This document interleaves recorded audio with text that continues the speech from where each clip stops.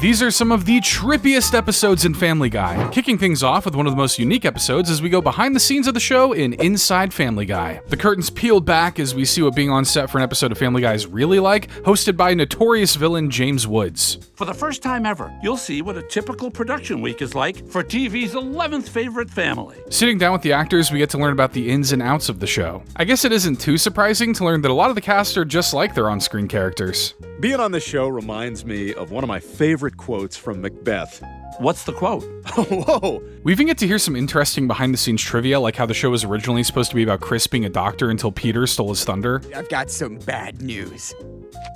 Well, it can't be any worse than what's in here. That's why he's the Family Guy. But the real magic happens in the writer's room, where the talented team works non-stop with the stars to craft the best stories possible. Would it kill us to just once tell a joke that brings glory to God? I guess not everybody is like their on-screen character. According to many of the people who work on the show, Peter has become quite the nightmare to work with over the years. His antics include harassing the writers and refusing to rehearse with the other actors, but rumor has it that he may not be around for much longer. Word around the stage is they've decided to finally fire Peter and replace him with another actor. At the table read for the next episode, Peter learns that his character is being killed off, and not in the most delicate of ways.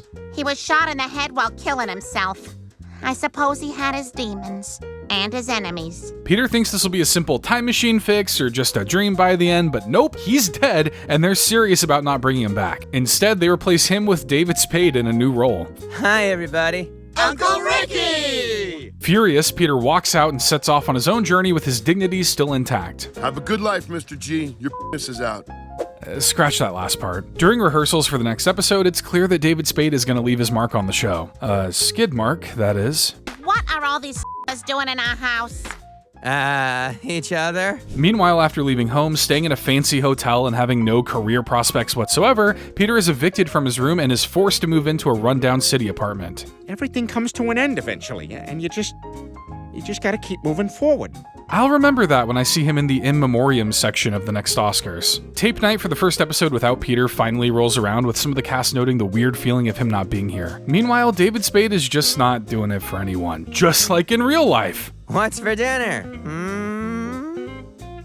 Okay, we can trim that in editing. Elsewhere, Peter's trying to make ends meet by charging for photos while he's dressed as an old comic character, but once he sees Spade's face plastered with his family, he decides he's had enough. Screw this! I am taking back my TV show and my family. Peter crashes the shoot and apologizes for the way he acted to his co-stars and the show's crew, begging for them to take him back so he can show them how much they mean to him. The family accepts him with open arms, but it turns out this whole ordeal is done every week. He gets fired, he comes crawling back, then forgets by the next week. And that is a typical week of making Family Guy. What a headache. But if you're looking for something atypical, look no further than when Peter took us on a journey through the history of rock and roll in Rock Hard. Peter and the guys are at the record store admiring the rich history rock and roll has. Unsatisfied with how formulaic biopics cover the highs and lows of music's greatest artists, Peter decides to tell his own versions of the stories, starting with Jim Morrison and the Doors. Back in the 60s, an idea was formed on a beach by Ray Manzarek and Jim Morrison. The guys got a few more floppy-haired fellas to join, and just like that, they got themselves a band. Nothing's gonna get between us. Not drugs or alcohol or the first toxic relationship that comes my way. Pay no mind to the toxic relationship walking by right now. Screw you guys! I'm following that lady and there's nothing you can do about it. Wow, a band formed and broke up all in under a minute. Music is wild. Jim decides to visit that red-haired hippie who reveals that she's in a long-term relationship with an astronaut. Out of this world, dude. Look, that would have been very funny in the 60s. Unfortunately for you, this is the one time in history where astronauts are cooler than rock stars. But that doesn't hold much weight because the pair end up sleeping together anyway. Morrison and the Doors see a bit of success early on, though Morrison's stage fright drives him to drink the hard stuff to calm his nerves. Strawberry Nesquik. It upset his stomach terribly because of his lactose intolerance. Unfortunately for him, the 60s were a time of fart-trapping leather pants, but it appears his shaking and gyrating to get it out is just what the people are looking for. Later on, Jim is introduced to a big music agent by his muse, and if you've seen a music biopic before, you know this is where things get really good right before they get really bad. I'd love your autograph on the bottom of this contract in absence of any legal counsel. Eventually, fame becomes too much for Jim as he loses all credibility while trying to whip it out during a concert. So he does what any self-respecting musician would do, he moves to Paris and drowns in a bathtub. Consider this door closed. Too soon? Peter's takeaway from this story is that white guys invented rock and roll, but Jerome is nearby to educate them on rock's true roots. I'ma educate y'all on the greatest rocker of all time. Delta blues man, muddy drawers. Muddy grew up in a poor neighborhood in the South with nothing to his name but a one-string guitar. Desperate to make it big, Muddy travels across the countryside to find the one person who could give him fame and fortune, the devil. Sign here and you'll be the greatest guitar player who ever lived. All it'll cost you is your soul. Sold! Who needs a soul anyway? Muddy Drawers ends up becoming a big hit, touring throughout the South with his gross, crawdad-loving driver, Vinny. Muddy and Vinny form a tight friendship, with Muddy even helping him write letters to Vinny's wife. I can't wait to get home and back that big fat ass up. So romantic. But this friendship doesn't last long, as Muddy one day finds all of his songs missing, but does find a letter from Vinny. I stole all your songs, and my real name is Elvis Presley. That son of a bitch! Oh, Elvis, you hound dog, you. With one last story to go, Stewie details the life and career of rock star Elton John. Elton starts off as a boring accountant until his flamboyant dad tries to beat some pizzazz into him. No son of mine is gonna be a heterosexual paper pusher. Elton decides to collaborate with songwriter Bernie Taupin, and the two form a solid partnership that Elton immediately misreads. Whoa, I'm not gay. You're not? You just seem very... Yeah, I'm British. Common misunderstanding. From there, Elton signs with a high-profile producer who pushes him day and night to make music, eventually leading to an impressive number of hit records. Elton ends up getting heavily into the party lifestyle of a rock star and even has a falling out with Bernie. Elton, if you leave me right now, it's a big deal. Because this is the time of the story where that's a big deal. And like all rock stars, Elton parties too hard and ends up in the hospital, but he actually lives to perform another day, even if he doesn't like who he turns out to be. That's what I look like? But if you want to see what Family Guy would look like if it was set in different decades, then look no further than the episode Through the Years, which explores the 50s, 60s, and 70s. Peter kicks things off at the Museum of Television and Radio to celebrate Family Guy being the longest running show ever. I actually don't think that's true, but I'm too lazy to check. Family Guy has survived 19 cancellations, 2 assassination attempts, and a pretty good ribbon by those South Park guys. Peter decides to showcase some of the show's best episodes of its first few decades, starting with an episode from all the way back in 1959. And no, I wasn't alive back then, but my jokes were. Things looked quite different back then. Everything was black and white, the fashion was loud, kids were smoking cigarettes. Ah, the golden years. We don't trust just any cigarette for our children. Raleigh Kids is the only cigarette made for tiny hands. The radio announces that a hot new invention called the television will be hitting the markets. Elvis Presley is scheduled to give a performance that the world can watch, but the Griffins only have the radio. Since they don't have a ton of money, Brian suggests buying a TV and then returning it the next day. Infinite money hack! With their new 10-inch screen, the Griffins invite their neighbors over to watch the big show. Before it begins, they catch a haunting report on women in the workplace, spotting Lois working on the factory line. If God wanted women in the workplace, he'd have made them alcoholics. You're quitting that job tomorrow. But Peter quickly changes his tune when he realizes how much he loves the TV, so they'll need a second job to afford it. But as Peter gets addicted to watching television and Lois gets exhausted from working at the factory, they decide to give it up so Lois can come home. Yet Lois has a surprise for Peter. She built a TV for him at the factory on her last day. Good thing she quit her day job though, because I don't think TV should explode like that. I guess this is why women shouldn't work. It was a different time. The next episode takes place in the Technicolor world of the 60s, where Chris wants to attend the notable hippie music festival Woodstock. Peter forbids it, but that won't stop a teen looking to smoke a doobie. Mom, Dad, Chris is gone. He went to Woodstock. Worried something might happen to him, Peter hops in his very, very, very long car and heads off to the festival. Peter finds Chris and demands he come home, but Chris just wants to dance shirtless and smoke as much pot as he can. No son of mine is gonna be smoking. Why not, Dad? Is it any worse than your 3-martini lunch? Again, it was a different time. Peter explains that he just wants Chris to stay a kid a little bit longer, and drugs can ruin your early life. It's a good thing he got here before Chris took anything too hard though, right? You're tripping right now, aren't you?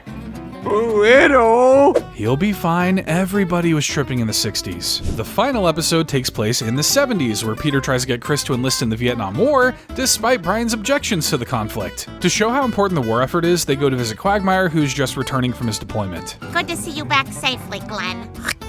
Murderer! Hey, show some respect! Sorry. While readjusting Quagmire to American life, Peter asks if he has any stories he can tell Chris before he gets shipped out. But Quagmire has seen and heard horrors you people can only imagine, like constantly having to listen to that Fortunate Son song that's in every war movie ever. You weren't there. You don't know. I'll kill you! I'll kill you! You didn't hear the songs I heard! Peter realizes the horrors that await Chris and plans to try to get him out of it any way he can, which essentially involves taking his place in boot camp, but judging by his reluctance to go himself, it's clear he didn't think this one through. Unfortunately, he doesn't make it home with his tombstone telling the whole story. Seriously, it really was a different time. But rather than looking back, let's look to the future in Rich Old Stewie, which showed us what happened when an elderly Stewie reunited with his family when Peter was dying. Many years into the future, an intimidatingly dark mansion sits atop a hill, owned by an elderly Stewie who is about to receive a Lifetime Achievement Award. Having been made rich thanks to his invention of the weightless dump, Stewie's being honored as Man of the Year for saving the rainforest, but his acceptance speech is unexpectedly cut short. I'm now going to stop mid-sentence because I see someone from my... Brian? The two friends catch up after almost 50 years apart, with Brian living much longer thanks to a pill Stewie invented. Brian doesn't understand why he did that if he was just going to leave home, but Stewie explains that he couldn't stay with the family any longer and had to strike out on his own. I guess I'm just not a family guy. Hilarious. But what isn't hilarious is the news Brian comes bearing. You have to come back. Stewie, Peter is dying. On the way back to Quahog, they go to pick up Chris, who now lives in a rundown shack after wasting 50 years of his life. Except I obsessed over teaching my how to talk. What? Who's out there? 50 years well spent, if you ask me. Next on the list is Meg, who runs a small security business out in the desert, which pretty much just means she tests out bulletproof vests.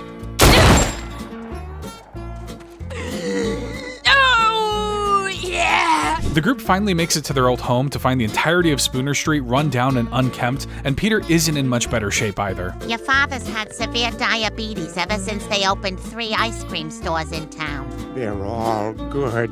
Stewie feels guilty about leaving home and letting it become run down, promising Peter to help their family once he passes. With the help of Stewie's company, the house is restored to its former glory. Peter's made as comfortable as he can, but he still has one request: to dance to a slow version of Surfin' Bird one last time. Family, help me dance. Didn't think that song could get more grating, but there you go. But the time has finally come for Peter to pass on, struggling to stay awake for as long as he can so he can manage his final words. Lactating, pregnant, Latinas. Words to live by. And with that, Peter dies, surrounded by a tearful but loving family. With the deed done, Stewie intends to leave so he can have his money sent to the family so they'll never have to worry again, leaving fancy cigars behind for each of them. As he departs, the family cries once again, but only for a few seconds.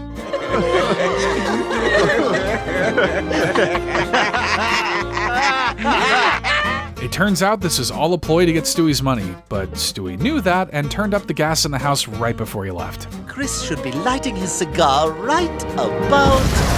But this is all just a very deep daydream Stewie had while looking at a Halloween costume. What the hell is wrong with you? You've been staring at that old man Halloween costume for 30 minutes. I get it. Sometimes you gotta contemplate your entire life before you pick out a Halloween costume. But the next thing you'll be contemplating is who killed Meg in a hard-boiled detective caper, The Fat Man Always Rings Twice. In black and white Depression-era Quahog, we're introduced to Peter as Mac, iMac Book Pro, private detective. Mac is approached by Hetty Tooth Grays, a woman whose daughter has gone missing, and Mr. Book Pro is the only man who can find her. I wasn't sure I could trust her, but I needed the dough. My rent was $2 a month, and I still owed 50 cents on my car. The 20s truly were a simpler time. Mac takes the case, stopping by the church where the daughter worked to talk to the head priest. Cardinal St. Louis, likely bad guy. Mac Book Pro. Gotta say, loving these names as inaccurate to the times as they are. Peter doesn't find what he's looking for, so he decides to meet up with his journalist pal, Red Wiener. Maybe I don't love all the names. Red was the best newspaper guy out there. Except when the newspaper was rolled up, then he was kind of scared. Red lets him in on a little secret. The missing girl had contacted Red about a scoop, but when they planned to meet up at a speakeasy, she didn't show up. The duo decides to check the speakeasy out, questioning the bartender about the missing girl. You ever seen her? Doesn't ring a bell. The barkeep does inform them of his distrust for the Cardinal, who possibly rigged the votes when the city voted on prohibition. But it seems like Mac has gotten too nosy as he's cornered by a couple of thugs who politely ask him to forget the case. Luckily, they let me go with a warning. My shadow wasn't so lucky. Ready to step away, Mac is pulled back in when he gets a concerning call. The missing girl is dead. Dun dun dun! Mac and Hetty visit the coroner, and while it's not clear who killed her, they did find a roll of film in her waistband. But film takes a while to develop. It's not instant like today with you kids and your flip phones. When the photos do get developed, it reveals the Cardinal was working with the Italian mob. Maybe they were in cahoots.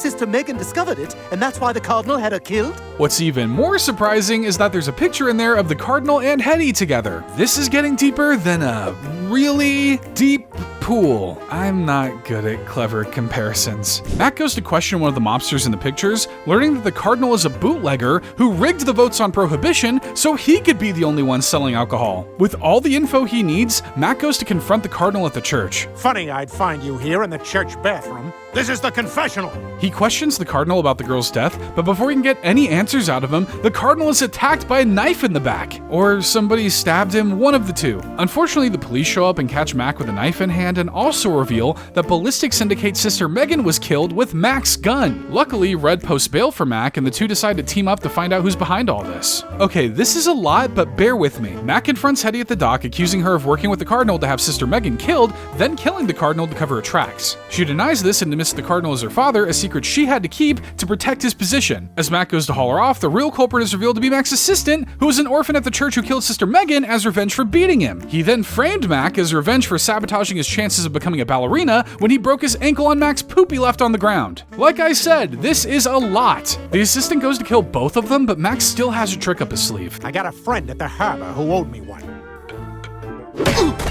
With the culprit apprehended, Mac and Hetty passionately kiss, and that wraps up the legend of MacBook Pro. Again, great name. But that's not the only legend the Family Guy covers, as they covered 3 classic tall tales in Grimm Job. Stewie's finding it hard to sleep one night, so Peter decides to read him a bedtime story from a book of fairy tales. Jack and the Beanstalk.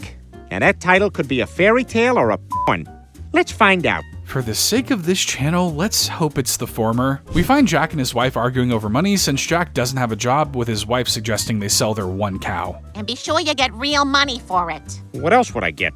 I don't know, magic beans? Well, that's something Jack didn't realize he needed until now. When Jack makes his way into town to sell his cow, he comes across a bridge troll refusing to let him pass, but it just so happens this troll is in the market for a cow. I don't have much, but I'll give you some magic beans for it. The things he was told not to get? He'll take it. Jack's wife is obviously furious, tossing the beans out the window and demanding Jack go find a job. But it turns out those beans were magic, and by morning, they've sprouted a beanstalk that pierces the clouds. Filled with a sense of adventure, Jack climbs all the way up to discover a large castle in the sky with a golden goose. Are you taking a goose poop? I'm not defecating, you nitwit. I'm laying an egg. And not just any egg, a golden egg. Finding his fortune, Jack goes to take the goose, but is stopped by the bird's owner, a very angry giant. The giant chases him down the beanstalk, but Jack manages to reach the bottom just before the stalk is severed by an angry neighbor, leading the giant to fall to his death. Jack 6, giant 0. What? Why is that 6 points? Well, it'll be 7 if he can make the field goal. Keep up, goose. The next story follows a young girl named Little Red Riding Hood who is about to embark on a trip to Grandma's house, as her mother warns her to stay on the path the whole way and she'll be fine. Grandma lives 68 miles away, right? You're sending your child out there to die. Before she can make it there, a wolf visits her grandmother and pretends to be her. It's your granddaughter, Red. How do I know it's you? Oh, come on, that's a perfect imitation. By the time Red gets there, she finds the wolf in her grandma's bed and clothes. But Red isn't falling for that old trick. She's pretty sure her grandmother's a human. Before the wolf can hurt Red, a heroic, or possibly psychotic, woodsman bursts in and chainsaws the wolf in half very slowly. I guess the moral of this story is, chainsaws are cool? Aw, the story's put Stewie to sleep. Hey, wake up! We got one more! Well, our last story is Cinderella, which sees a young girl being forced to do labor around the house while her sisters are treated like royalty. While Cinderella toils away, the other girls are invited to a party for the prince. I hear he's looking for someone to spend the rest of his life with. Well, it won't be you. But she won't let that stop her, as Cinderella makes her own dress just in time for the ball, but her mother tells her she won't be going and has the sisters tear apart her dress. Not to be dramatic, but I hope they die by the end. Not all hope is lost though, as Cinderella is visited by a fairy godmother who's looking to lend a hand by gifting her a new dress, a beautiful horse, and a carriage to take to the ball. Is everything all right in here?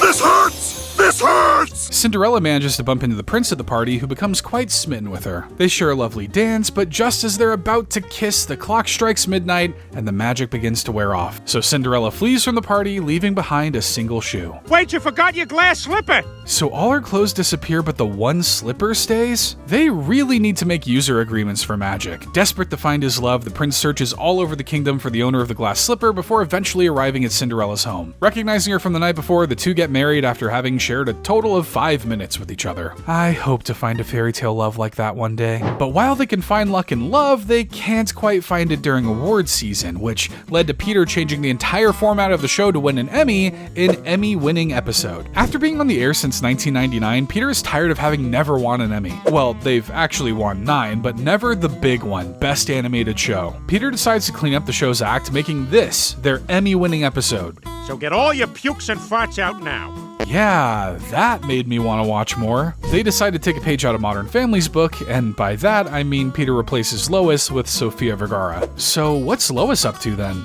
Package for Peter Griffin. Thank you, unknown delivery woman. To get really brave and dramatic, Peter decides he's a woman now and will be getting gender reassignment surgery. Surely this will win them that Emmy after years of making jokes about this very topic. Peter goes to the bar to tell his friends about his decision, but Quagmire is shocked and doesn't understand why Peter's making such a drastic change. I'll tell you why I'm doing all of this. For me. M-E. M-E. M-E? Oh, clever. On the day of the surgery, Peter thinks they've generated enough emotion to finally win them that Emmy, but when he tries to leave, Dr. Hartman has other plans. You want the Emmy, don't you? Yeah! And that is how I became your mother. The Emmy committee calls Peter about the episode, and it turns out they hated it so much that they actually took back one of their Emmys. Realizing they keep getting beat in the comedy category, Peter thinks they should sneak their way into the drama category instead. They decide to go the route of Breaking Bad, with Peter standing half naked in the desert with a gun and a nearly dead body. Why won't you die? 72 hours earlier, Peter was just a regular suburban father with a huge amount of house and hospital bills to pay. And if that wasn't enough, Peter also has cancer. How long do I have to live? 1 week. Desperate for more time and money, Peter turns to a life of selling drugs and killing any competitors that get in his way. Yet his secret slowly gets out as a crooked cop takes all his drug money in exchange for not turning him in. When Peter cries about it to Lois, she reveals she's willing to do whatever it takes to get their money back. I'm helping you kill that cop. Because I'm darker than you and the audience ever thought. Which brings us back to that whole naked in the desert part where Peter finally kills the dirty cop. With all their troubles out of the way, Peter and Lois embrace, and is that the bad guy from Game of Thrones? Prestige TV is too much for me, man. This doesn't do anything to win over the Emmy board either, so the family starts to lose hope, but Peter has one last idea up his sleeve. We're gonna try for every single Emmy category, starting with Best Stunt Performance. I don't think that's a category. So they try their hand at everything from Best Documentary to Best Reality Show, but nothing seems to stick. But then, out of the shadows, Peter is approached by TV host Bill Maher with some shocking news. Family Guy will never, ever win an Emmy. Bill alleges that there's a conspiracy against the show and urges Peter to look deeper. When Peter goes to the library to research this conspiracy, his shock is conveyed in a way only a bad old movie can show. Oh man. Oh God. Oh man. Oh God. Peter returns home a nervous wreck, ready to spill the beans on how deep this conspiracy goes, but it turns out the past Emmy winners are here to tell him why they can't win an Emmy. Your show sucks. Oh, it's that simple, huh? They essentially call out the show for its lazy parodies, racial jokes and practices, and just not being funny. But Peter learns to not care so much about awards, as the show has plenty of fans who write to him to say how much they love the show. My favorite episode was when Homer stays home from church. Ah, damn it, he thinks we're the Simpsons. But what the Simpsons haven't done is show Santa Claus in the North Pole as a dark, sickening hell on Earth, as Family Guy did in Road to the North Pole. It's Christmas in Quahog, and Stewie is very excited to ask Santa for everything, from a ball to uranium. I remember my first Christmas nuclear weapon. After hours and hours of waiting in line, Stewie finally gets to the front, but the mall Santa decides to call it quits for the day. Sorry, I'm done. You want your kid to sit on my lap? Meet me at the bar at Applebee's.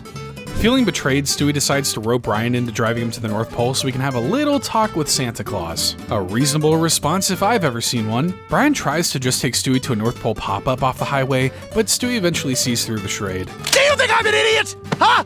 Do you? I mean, you were buying it for the first few minutes, my guy. Obviously, the last thing Brian wants to do is go all the way to the real North Pole, but Stewie is hell-bent on seeing Santa, though he wants to do a bit more than talk. I'm going to kill Santa Claus. All this could simply be averted if Brian just told Stewie the truth about Santa, but he can't bring himself to break the little guy's heart. Even though Brian doesn't want to go, Stewie finds his way by hitching a ride with a trucker. Unable to let him go alone, Brian follows behind in his car. They make it all the way to Maine until Stewie haphazardly shoots a flare gun inside the truck, causing them to barrel through cars, which sends Stewie flying through the windshield and Brian crashing into a snowbank. What the hell happened? Just some stupid stuff went down. That's the understatement of the year. With Stewie determined to continue his journey, Brian finally tells him that Santa isn't real, though Stewie doesn't believe him. He proposes a deal. They go to the North Pole, and if Santa isn't there, Stewie will do a favor for Brian. When Lois does that middle-of-the-night feeding where she doesn't even open her eyes or really wake up, I'll let you take that one for me, Brian. Brian, being the scumbag degenerate that he is, agrees, and the two commandeer a snowmobile until it runs out of gas. The two continue their journey on foot, and through snow and wind, they actually manage to reach the North Pole's gates. I don't believe it. It's here. Damn right it's here! From Jesus to Santa, Brian does not have the best track record of believing in these things. The two enter the gate but find a depressing, smoke-billowing factory on the other side. When they knock on the front door, they're greeted by the actual Santa Claus, and when Stewie expresses his intention to kill him, his reaction is surprising to say the least. Thank God. What? Do it. Please, put me out of my misery. Santa explains he's been struggling to keep up with the growing population and the demand for newer, fancier toys from kids. Going from making wooden toys to iPhones cannot be easy. Additionally, inbreeding amongst the elves to meet demands has created an army of disfigured helpers. It's a horror show up here! How could you let this happen? Me? I didn't do this. Christmas did. Through song, Santa explains how the demand of the holiday season is slowly killing all of them, causing them to cough up blood and faint. An elf doctor explains that if Santa goes out tonight, it could kill him, so Brian offers for him and Stewie to do his job. Loading up the sleigh with Santa's bloodthirsty reindeer, Stewie and Brian take off into the night to save Christmas. Their first stop goes less than ideal, as the two crash the sled and are forced to break in with a rock through the window. Who even has chimneys anymore anyway? The two are eventually caught by the homeowner, who mistakes them for burglars, but luckily Stewie knows just what to do. What the hell did you do? He was gonna call the cops, man! Things get even worse when they're forced to apprehend the mother and daughter, eventually realizing the presents they brought were for the wrong house. Whoopsie. The two escape, realizing that the job is too big and that the world needs to change to save Christmas. The next morning, the world is shocked to see that they have no presents under their trees. Brian appears on the news with a rough-looking Santa to explain that if everyone just asks for one present a year, they might be able to save Santa and Christmas. One Christmas gift a year for each one of us. Can we live with that? Surprisingly, the whole world seems to be in agreement, and by next Christmas, the North Pole has been transformed into a jolly, healthy workshop, with Santa looking like an absolute Christmas Chad. With him and the rest of the world seeming much happier, the message becomes clear. Be less selfish, or you will literally kill Santa. I'm okay with letting the Easter Bunny go, though. That guy gives me the creeps. But if you really want the creeps, look no further than when Brian went on a disturbing, hallucinogenic trip during a hurricane in Seahorse Seashell Party. With a raging storm blowing through Quahog, Brian decides this is the perfect opportunity to dip into his secret stash. Stewie catches him pulling something from the floorboard, so Brian fesses up. These are mushrooms. It's a psychedelic bug. Makes you see weird things and feel happy for a few hours. With nowhere to go because of the storm, Brian is interested in taking a little trip. Luckily, Stewie's pretty chill and won't tell anyone. We all could use a cool friend like Stewie. Oh, dude, I think I can feel it too. I'm getting the context high. While the storm continues to pour down, Lois is glad the family at least is getting time to spend with each other, but I'm not so sure Brian is even on the same planet anymore. Things get very weird as the family begins to morph and alter in strange, trippy ways. Just play it cool, Brian. Just walk out of the room like there's a stick up your butt. Stewie runs across Brian in the bathroom, and it's clear this trip is not going the way he hoped. I'm gonna cut my ear off to prevent World War II. Oh God! Thanks for that lovely image, Family Guy. Stewie manages to sew Brian's ear back on while he continues to ramble incoherently. Lesbians and deaf women wear the same clothes. Yeah, they sure do, buddy. Stewie vows to stay by Brian's side while he fights against his high, but damn, do those mushrooms have hands. Do you like my soothing voice? Terrified, Brian takes off running as the bathroom begins to shift and expand, eventually leading into a dark chasm that he falls into. He's fine, probably. Stewie does his best to comfort Brian in bed, surrounded by non-threatening stuffed animals. Except for that octopus back there, I don't like his vibe. There, everything's gonna be fine. You're all right. I think I'm dying. He's not dying, but he might wish he were dead as his trip gets kicked into overdrive. Brian spirals into an absolute nightmare world filled with terrifying imagery and insane-looking monsters. Brian ends up splitting into tiny versions of himself that get gobbled up by a quaggoyle. Quagmire and gargoyle. I'm copywriting that. The earth opens up as Brian falls into hell itself, but just as everything goes white, there's an ear-piercing noise, followed by Stewie trying to get his attention. Brian. Brian finally wakes up from his trip thirsty as hell and looking like absolute crap. Once he gets a little water in his system, Brian rejoins the family who's in the middle of a heated argument. Hey everyone. I'm sensing a lot of negativity here. What's going on? Oh, you know, everyone in the family hates each other, the usual. Brian's trip doesn't last the entire episode, but it's so crazy that I just had to include it on this list. And to finish out the list, we have the time Peter and Lois got stuck in a series of cutaways in Cutawayland. Peter and Lois are trying to have a little alone time, but they keep getting interrupted by the darndest things. What the hell? What is that? It sounds like a happy family dishwashing scene. That's exactly what it is. Why is the kitchen in the living room? Shut up. The parents are frustrated they can't get any personal time, so frustrated that they both introduced the same cutaway. You guys are more frustrating than trying to sell men's suits in Australia. The universe must have not liked that because Peter and Lois begin to glitch out as they're being transported into the cutaway. Now in Australia, they discover they can hop around by setting up new cutaways. This is weirder than an uptight guy at an Eagles concert. They realize they're in some kind of cutaway land where they can move in and out of it by setting up the same cutaway, and they can move within cutaway land by setting up a cutaway individually. I am tired of saying cutaway already. Peter, this may sound crazy, but this is our chance at the getaway we didn't have at the beach. With no kids around and endless possibilities to choose from, Peter and Lois hop around to all sorts of romantic locations, like inside a locker, a funeral, and a cycling class. Peter, where are you? I'm a spin class bicycle seat.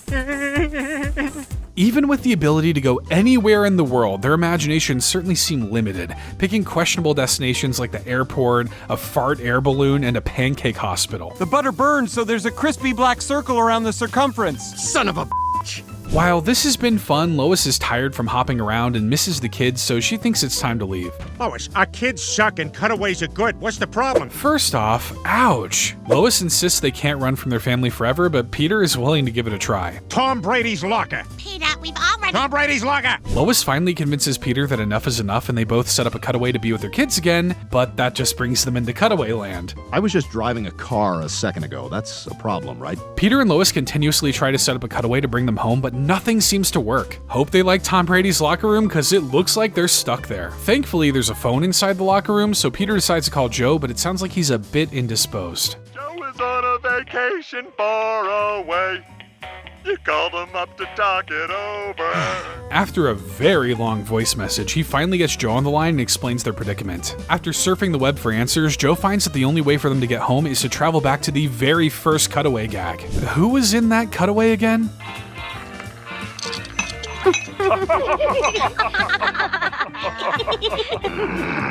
Oh, right. Now all they have to do is kill him to return home, but surprisingly, this family of psychopaths has some hesitations about killing all of a sudden. Well, everyone except for Meg. He cried like a bitch when I did it. Let's get out of here. But it turns out Cutawayland was all a dream brought on by some pad oysters at the beach. Remember, fever dreams always make the best dreams. Get food poisoning today. But before you do, make sure you hit subscribe so you can stay up to date on all our new videos like this one about some more of Family Guy's weirdest episodes.